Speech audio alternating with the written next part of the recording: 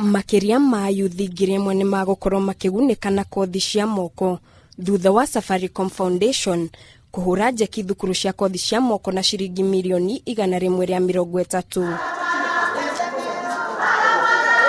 Mũbango ũyũ ũtanyĩtwo kũgacĩrithia ũrutani na njĩra ya gũtigĩrĩra thukuru ici nĩ ciagĩa na indo iria ibataranagia nĩguo gũtigĩrĩra mbeũ njĩthĩ aingĩ nĩ magĩa na kothi iria ikũmahotithia kwĩgwatĩra mawĩra ona nginyagia matuko ma thutha-inĩ. The young people who we expect to come to these institutions, they're very tech savvy.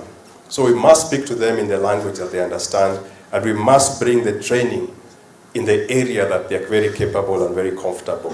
Thukuru wa Waithaka Vocational Training Center ni umwe ũrĩa ũcagũrĩtwo gwakwo ta thukuru wa ũkinyanĩria wa kĩrĩu na kũrĩa arutwo 200 magũkorwo makĩamũkĩra ũteithio wa mathomo macio na thutha mũtheri marĩcoka kũingĩrio mawĩra-inĩ. What we are announcing today is a partnership with Waithaka Institution to create a center of excellence here at Waithaka, make an investment of more than 33 million shillings directly into this center. Thukuru 11 kuma kaunti itiganĩte nicio ciorotetwo gũteithĩka na mũbango ũyũ kuria makeria ma arutwo 500 magũkorwo makĩgunĩka. Because as a technology company, we are funded by a technology company.